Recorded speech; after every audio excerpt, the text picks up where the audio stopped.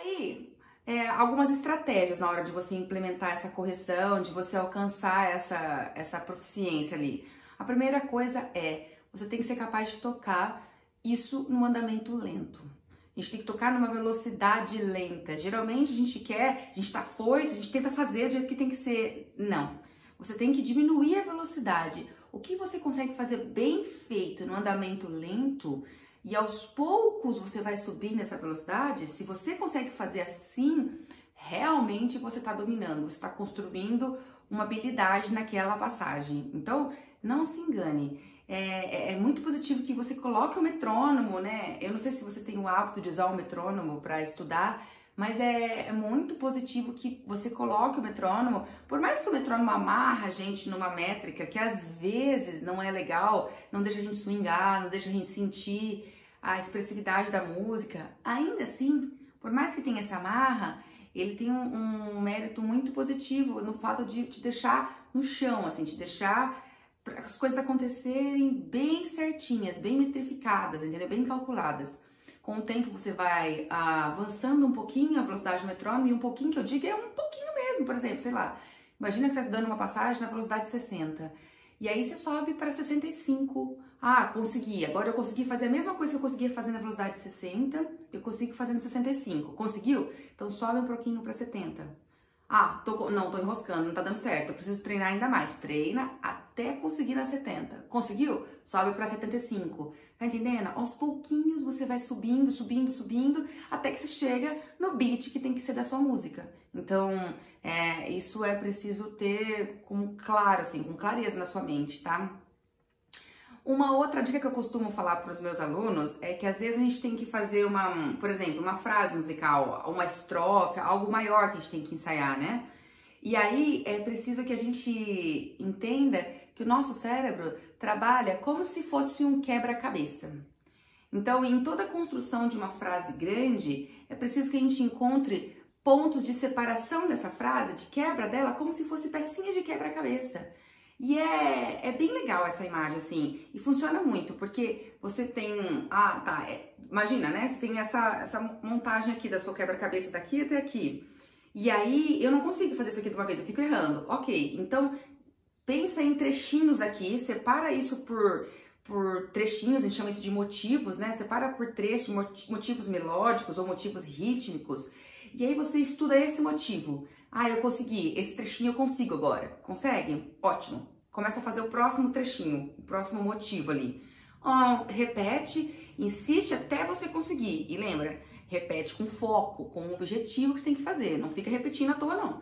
Eu vou repetir para alcançar esse assunto aqui, nesse motivo. Ok, então repete ele. Conseguiu? Antes de ir para o terceiro motivo, você tem que fazer essas pecinhas do quebra-cabeça grudarem aqui. Essas duas que você já estudou. Então, você repetiu bastante essa e repetiu bastante essa, mas tenha certeza, quando você for tocar dessa para essa, provavelmente você não vai conseguir fazer fluente numa primeira vez, porque o seu cérebro treinou esse primeiro motivo e ele treinou esse outro motivo como duas coisas independentes, duas coisas separadas. Então é importante que agora você treine a passagem desse para esse. Então você fique ampliando o seu motivo, como se o seu tijolinho assim tivesse ficado maior, né? Então você grudou as duas peças do quebra-cabeça. Então você treina daqui até aqui. E aí você repete até conseguir. E repete até conseguir. Pronto, agora eu tô conseguindo, eu emendei. A ideia melódica na minha mente se formou, assim, a ideia rítmica, a ideia musical daqueles dois tá formada. Ok, passa a estudar o terceiro. Vou estudar o terceiro tijolinho. Isso assim, porque eu imaginei na minha mente que no trecho que eu quero tocar eu consegui quebrar em 4 motivos. Então eu vou estudar os 4 motivos assim. Estudo o primeiro, estudo o segundo, grudo eles.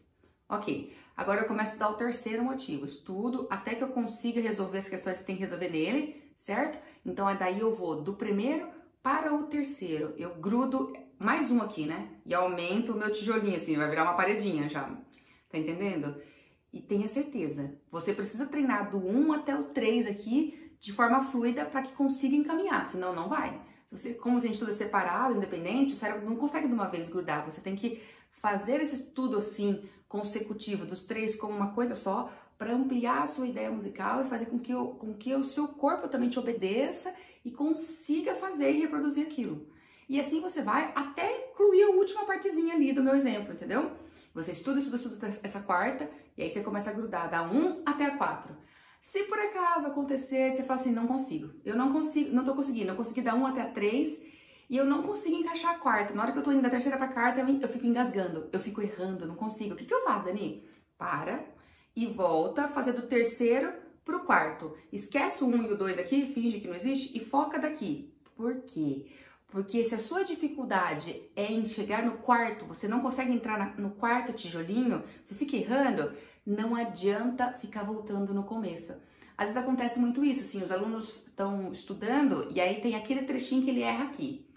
E quando erra aqui, e aquele é o momento do teu nervoso, porque você sempre erra aqui, o que às vezes é o habitual? Para e recomeça. E começa tudo de novo a música e vai. O que vai acontecer? Vai errar aqui de novo. Aí dá nervoso de novo. O que faz? Para e volta e começa a música de novo. Isso é um hábito, mas é um hábito pernicioso, porque sabe o que isso constrói? Constrói na sua memória muscular, na sua memória física, motora, o hábito de vir, parar, errar e recomeçar. Vem, para e recomeça. É ruim. Se você repete 10 vezes isso, o seu corpo aprende a dar esse engasgo, a errar, entendeu? Ele memoriza, a gente tem memória motora, memória física. Então, começou a errar aqui, eu não consigo do terceiro pro quarto, esquece o resto e foca do terceiro pro quarto. Diminui mais ainda a velocidade, faz mais lento e tenta conectar aqui do terceiro pro quarto. E com paciência, você vai conseguir conectar do terceiro pro quarto. Tenha paciência e repita com insistência aqui. Uma dica que eu uso muito com meus alunos aqui, funciona, e uso comigo também, é associar frases às passagens que eu tenho que acontecer. Então, assim, eu crio frases com letras bem doidas até, não importa. Vou tentar dar um exemplo, assim, às vezes ele tá tocando uma música e não consegue ali, mas é uma música instrumental, uma música que não teria letra. Eu crio uma letra, eu crio uma frase, porque toda vez que eu consigo cantar aquilo que deve soar, então imagina que a melodia deve soar, sei lá, e ele não consegue fazer. Eu falo, eu vou lá comprar um pão, e eu faço meu aluno cantar, eu vou lá comprar um pão. Todos os meus alunos, se tiver algum assistindo aí, vai confirmar com vocês, porque eles até se divertem um pouco na aula com essas frases bizarras que eu crio, mas que soluciona a maior parte das vezes. Então essa é uma dica que eu dou para quando eu estiver realmente engasgado. Não importa se você está engasgando na melodia ou no ritmo, então você pode tentar criar uma frase com a mesma quantidade de sílabas que tenha de notas, e aí você encaixa aquela frase, você consegue cantar. Por que isso, Dani? Porque é o seguinte, tudo que o seu corpo consegue fazer, o que você consegue externalizar com o seu corpo, daí com o instrumento é 2 segundos. Então, se você consegue cantar uma melodia, você para de enroscar naquela melodia. Eu tô cantando, eu vou lá comprar um pão, e aí, incrivelmente, os dedos obedecem, fazem nananana. Até então, às vezes, eles estavam engasgando, eu vou lá comprar um pão, e eles param, entendeu? Eu dei um exemplo simplista, mas é sempre assim, eu crio uma frase, uma silabação para aquela coisa que não tá rolando, porque eu busco com que o aluno experimente no corpo dele a solução para aquilo que os dedos não fazem. Quando o corpo consegue encontrar a solução, os dedos vão fazer depois. É bem louco, mas acontece, tá? Então essa é uma dica importante. Começou a errar aqui, não volta lá no começo, porque não vai ser produtivo, vai fazer você ficar criando memória do erro, memória muscular desse erro. Resolve ele aqui. Resolveu? Agora você amplia, você tenta ir de novo, por exemplo, você pode ampliar de trás para frente, eu uso isso, né? Então você resolveu a passagem do 3 pro 4. Agora você vem do 2 pro 3 pro 4. Consegui fazer do 2 pro 3 pro 4? Eu recomeço. Do 1 para o 4, tá bom?